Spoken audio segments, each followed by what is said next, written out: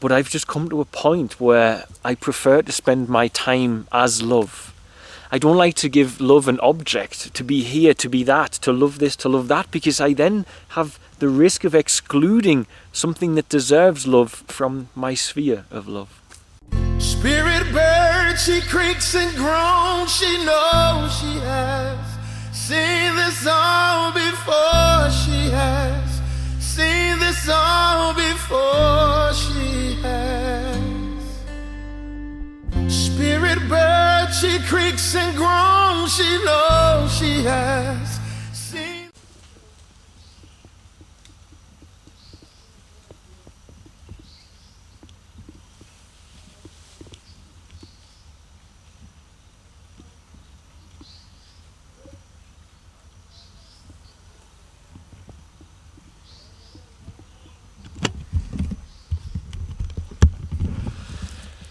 Hey guys,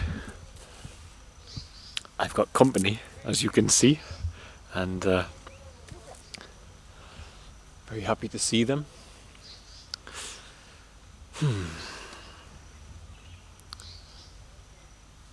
I want to talk about love. I think lots of people try to talk about love. I think every spiritual teacher I've ever seen tries to talk about love.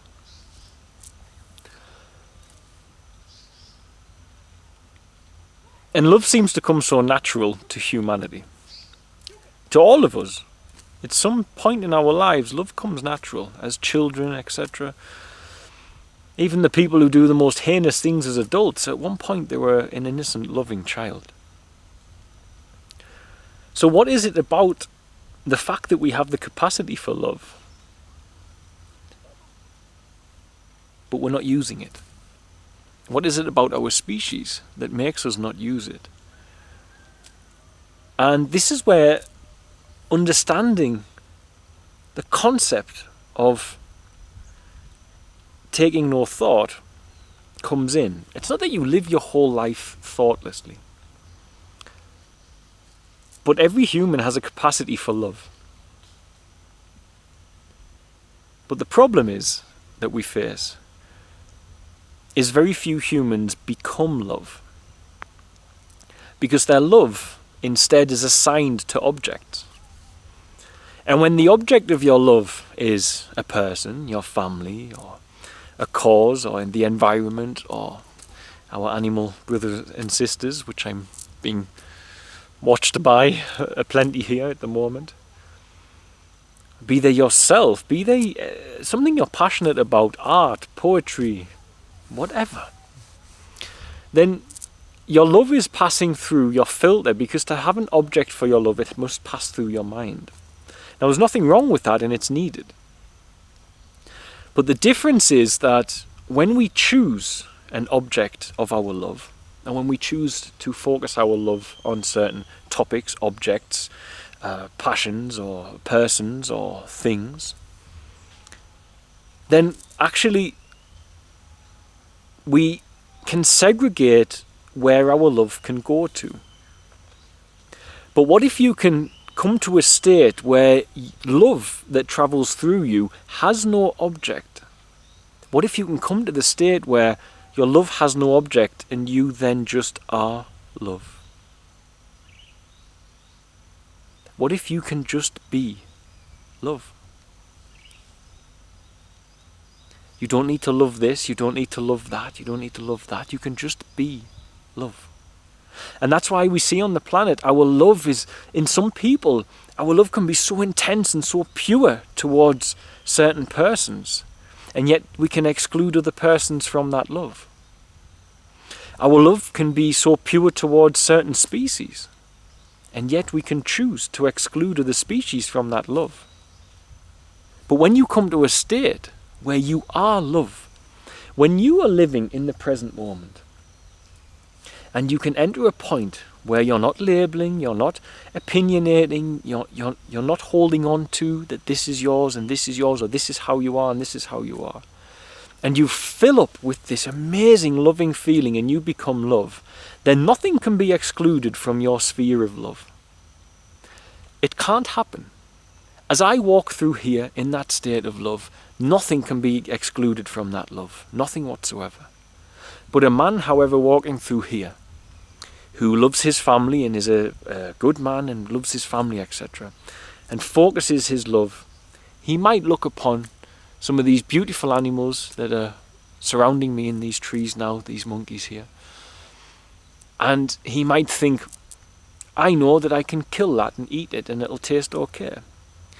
And he excludes that being from his love. Instead, he only has the love for himself. Now, in a survival situation, I'm not talking about, because we're not in survival situations, most of us. Most of us are in quite the opposite, in fact. I would like you to pause to observe what I am.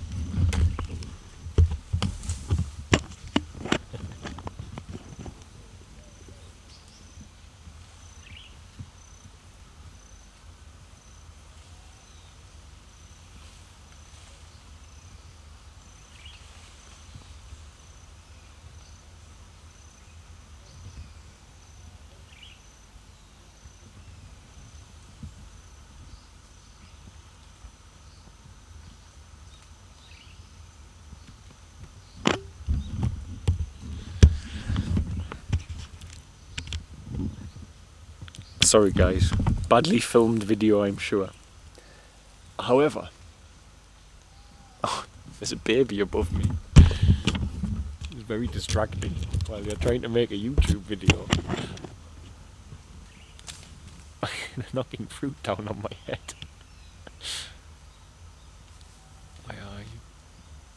Ah, he's here.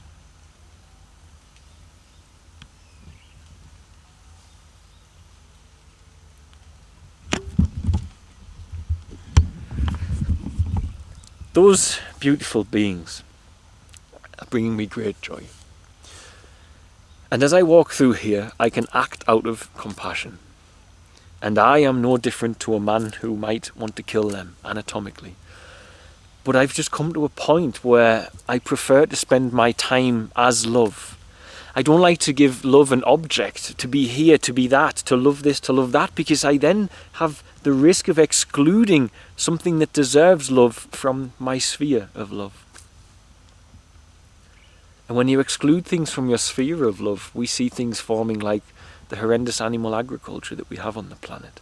Where people say, oh, I love animals, I really do, and I don't doubt that they do, but they love the animals that they choose to love, and then because their sphere of love has gone through the carnal mind, which is very weak, then they exclude other animals who feel just as much love and just as much pain and just as much fear as the animals that they've come to love and grow close to.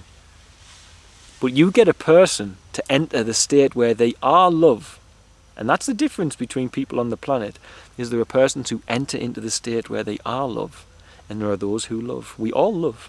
Everybody loves. Even the most horrendous people, they love. They have capacity to love. But not everybody gets the opportunity to be love, because not everybody knows how to make that quiet. And thus their love is always coming through something which tends to be broken in most of us. And thus we have the strange conflict and bizarreness of things on the planet, such as people going crazy about certain cultures eating a certain animal, whilst they don't look into the suffering of their own animals that they pay for when they vote for that suffering when they buy it. Likewise, you have people who completely love their children, but they will step over a homeless child, or they'll just ignore the plight of other children.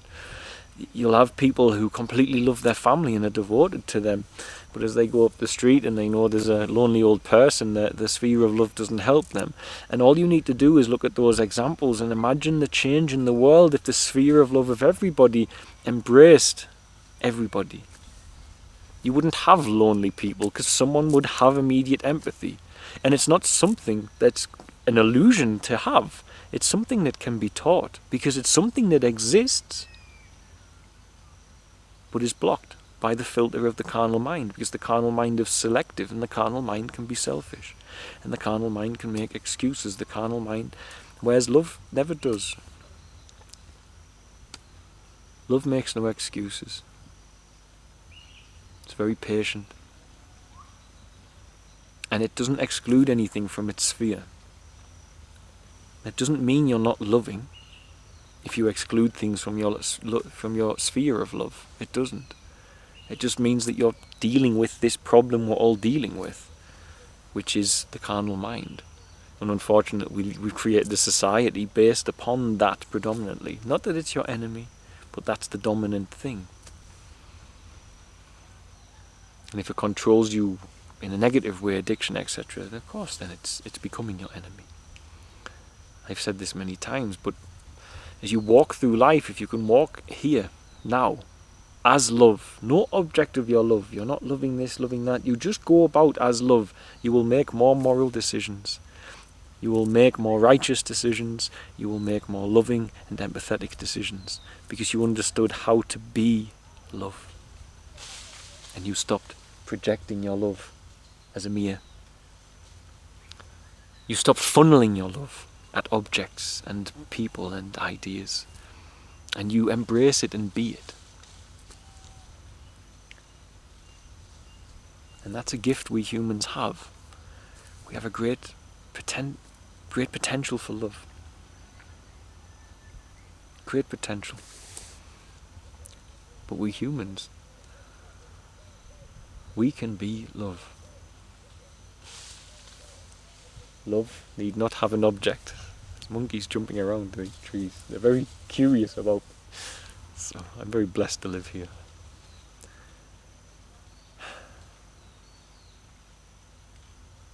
That's the goal. It's the goal. To be love, not to love. Because when you can be love, you will find it easy to walk through the world, not as a perfect being. Don't set yourself an impossible task, but at least as somebody who meets things and makes the more loving and pure and beautiful judgments and decisions and embraces things with empathy. Because otherwise you might just exclude